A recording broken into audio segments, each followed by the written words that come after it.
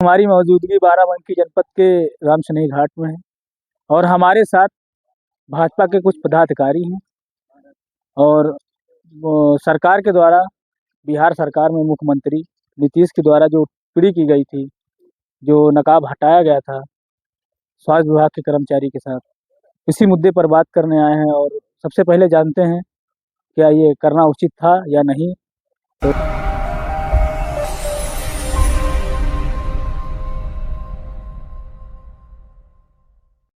हिरेन पांडे, जी मंडल पूरडलई का निवर्तमान मंडल अध्यक्ष हूँ जी और इस समय जिला प्रतिनिधि के रूप में भारतीय जनता पार्टी की सेवा कर रहा हूँ।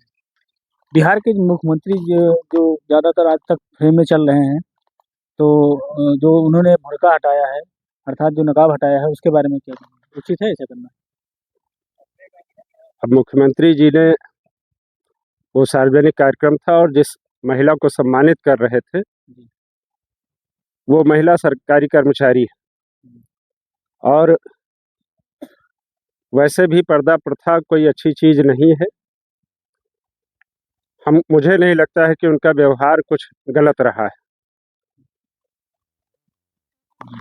अच्छा, संजय निषाद ने भी टिप्पणी की है, कहीं और छूना था, और भी छू सकते थे, ऐसे शब्द का प्रयोग करना चाहिए उनको। वो भी यूपी सरकार में सत्ता में बैठे कैबिनेट मंत्री हैं मास विभाग से।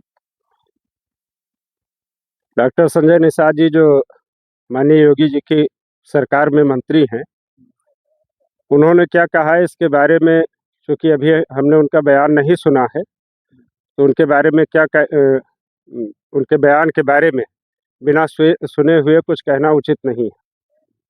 हमारे साथ दूसरे मंडल अध्यक्ष दरियावत पूर्वी संदीप त्रिपाठी जी हैं और जानते हैं एसआईआर चल रहा है, एसआईआर के मुद्दे भी कई चल रहे हैं। एसआईआर के फायदे क्या है, नुकसान?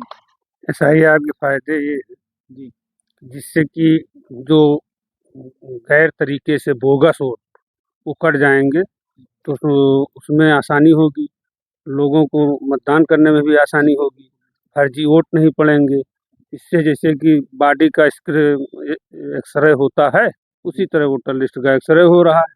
ये सबसे बढ़िया काम है, कोई पहली बार तो हो नहीं रहा है। ये कांग्रेस सरकार में भी हुआ है, 4-5 बार भाजपा में हो रहा है, उसमें कोई ये तो पक्षपात है नहीं। एसआईआर अच्छी चीज। विपक्ष आरोप लगा रहा है कि जो जो है अपना वोट बैलेंस बढ़ा रहे हैं, हमारा वोट बैलेंस कम कर रहे हैं। ऐसा कुछ नहीं, ऐसा कुछ नहीं, विपक्ष को तो आरोप लगाना है। अच्छा, दरियावत विधानसभा में विकास को लेकर अगर बात करें तो विकास कौन कौन से आपके सरकार में हुआ है, इसके बारे में? जितना विकास हमारे माननीय मंत्री जी के नेतृत्व में हुआ है, जितना कभी किसी के नेतृत्व में हुआ ही नहीं। विधानसभा चुनाव को लेकर 27 में तैयारी चल रही है, इस बार की क्या तैयारी है? हमारे यहाँ जनता सीधे सीधे जनता मंत्री जी के संपर्क में, और उसमें विपक्ष चाहे जितना दौड़ लगाए, कोई कामयाब नहीं होगा। और कुछ बताना चाहेंगे अपनी सरकार के बारे में, जैसे कुछ नई योजनाएं आपको दरियावत में लगी?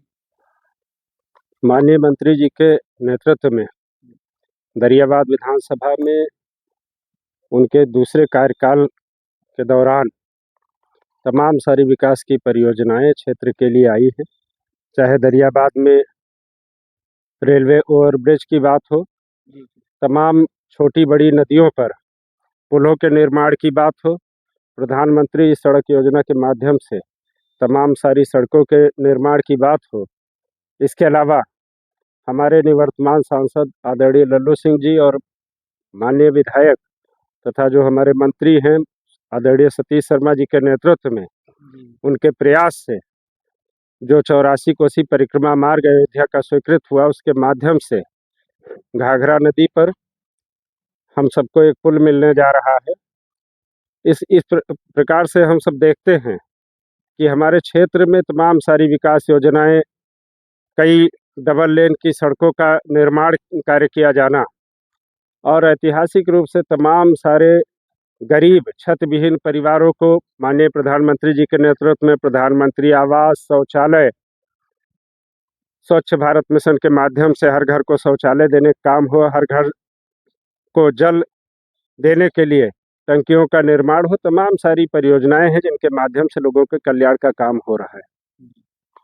ये थे हमारे साथ भाजपा नेता और उन्होंने बताया कि दरियावत में विकास की जोरों शोरों से चर्चा चल रही है।